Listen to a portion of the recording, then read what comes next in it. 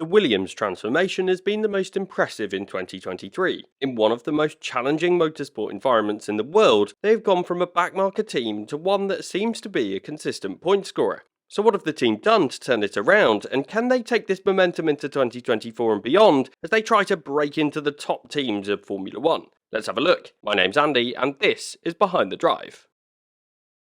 A turbulent off-season to new beginnings. The off-season before 2023 did not go well for Williams on paper. The team dropped their experienced team principal Jos Capito and lost their technical director FX de Maison. This was a big loss to the team. The pair had only been in the role since 2020, and so it was a surprising news story to see them leave the team so soon following the takeover from Dorilton Capital. Traditionally in Formula 1, team bosses are given time in their role. But with the team bottom of the standings following the significant regulation change of 2022, the new owners deemed it to be the right time to change direction again. Rebuilding an F1 team is a time-consuming process, and frequently teams get it wrong. The pinnacle of motorsport is at the cutting edge of racing technology, and so the teams need to be performing at their best in this current environment. Particularly more recently, with the introduction of aerodynamic testing restrictions and cost caps, there is a need for teams to invest wisely to ensure they maximise their on-track performance. This is something that Williams has always been forced to do, but even today, while Williams has the same spending power on their car, they remain well behind in terms of infrastructure compared to the top teams. Williams' new boss, James Vowles, has reported that it will take a few years of investment for the team to catch up to their rivals, which shows how even in this supposedly fair environment, the team is slightly behind.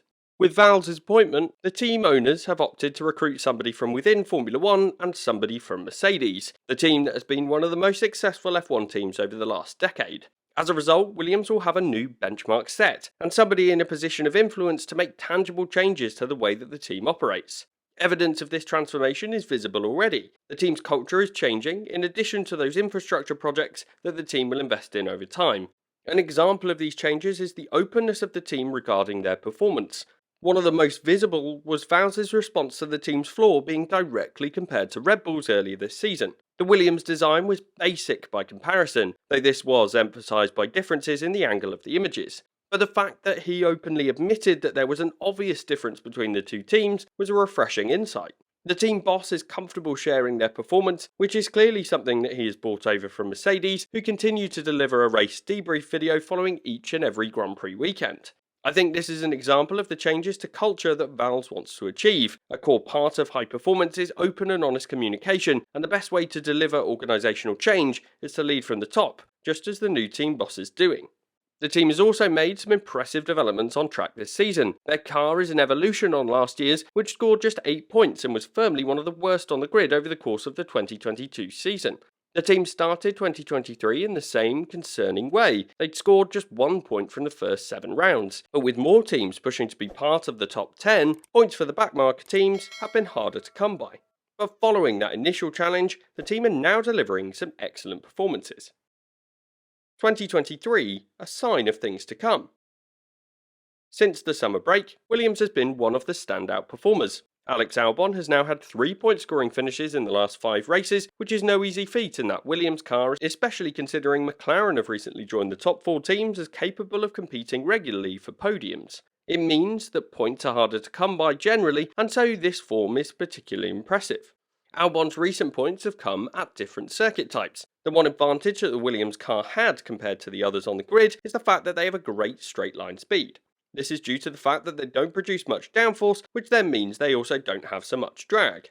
This means that traditionally the Williams car has been good on circuits where they can take advantage of this top speed. For example, they frequently score points at Monza and Belgium. But this season, while Albon took 6 points at Monza, he also secured 4 points at Zandvoort, finishing 8th. Admittedly, the Dutch Grand Prix was chaotic and the drivers that did well tended to have got the strategy right in the changeable conditions, as well as the drivers that avoided mistakes and errors when the rain fell. But for Williams, the best achievement was the fact that Albon took 4th on the grid in changeable conditions in qualifying on Saturday. The team could have potentially achieved more had they not left Albon out on dry tyres throughout the opening stint as the Thai driver dropped down the order. The team then lost out again after waiting for too long to switch to the intermediate tyres when the rain fell again. So the team's result at the Dutch Grand Prix could have been even better, but that shows just where the team have got to in 2023, when even a bad race means that they can get 4 points. If you compare the trajectory of Williams to that of Alfa Romeo, Haas, and AlphaTauri, the other backmarket teams this year, the Grove-based setup is in the best position.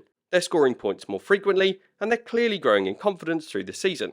Perhaps their performance is a sign of where they may be going forward beyond 2023, but there are several concerning factors that may hold them back. The future challenges for Williams. James Vowles is open about the infrastructure challenges that his team faces. Underinvestment over several years has meant they have a fundamental disadvantage compared to their rivals. This will be a challenge to overcome, but it seems like the team's owners are making the commitment to invest in the next few years. For me, this is a critical factor. Bringing Vowles into the team has meant that they've been able to make a direct comparison to other teams in the sport. Whereas Jos Capito is a well-established leader in motorsport, he couldn't see those differences across teams, which may well have been obvious to somebody from within the sport. I believe that other teams in those bottom four could benefit from another view from people with recent F1 experience right at the top. But the other challenge that James Vowles has inherited is the fact that despite Williams scoring 21 points so far in 2023, all of those have been achieved by Alex Albon. Logan Sargent replaced Nicholas Latifi for this season, and so far he's failed to make his mark. Albon is growing in confidence at the moment, he's been in Q3 on 6 occasions, and is now regularly fighting for top 10s. And I would argue Albon is one of the top performers of 2023, which has only made the situation worse for Sargent. The Williams team took Sargent on following their failure to get both Piastri and De Vries to take the drive. In addition, Sargent was a graduate from the Williams Driver Academy, so with his strong F2 performances last year, he proved he deserved a chance on the F1 grid, but he's been disappointing in 2023. The F1 grid has become used to drivers that could deliver straight away. With the sport's wealth increasing, the number of pay drivers being associated with F1 seats is reducing, and so the expectation is becoming that rookie drivers will deliver straight away. Drivers such as Max Verstappen, George Russell, Lando Norris and Charles Leclerc have shown that it is possible to deliver straight away in the sport, even in the backmarket teams. For Williams, I believe that even a year with Sargent failing to deliver will prompt them to look elsewhere. There are many drivers queuing at the door of the sport, and Alex Palou is rumoured to be in talks with the Williams team. In a hypothetical F1 environment, with two drivers as good as Alex Albon, a team could be closer to Alpine than Haas in the Constructors' Championship, and so having a driver that's underperforming relative to the other has indeed hurt Williams this year. So for me, the team is ready to take a step up in the standings, and the driver lineup is a significant challenge that is resulting in worse performance in 2023. I believe Williams are on a great trajectory. They have strong leadership, strong direction, and a willingness from the owners to invest in their future. It's a great time to be in Formula 1, and it's clear that Williams is headed in the right direction. I question if the team will be able to fight for championships again in the foreseeable future, but if you look at the next team who might be able to take a step onto the podium outside of those who've achieved that feat this year, I think Williams are in the best possible position to be that next team. And if you want to learn more about another hypothetical environment that I explored during the summer break, take a look at this video where Max Verstappen isn't in the World Championship next.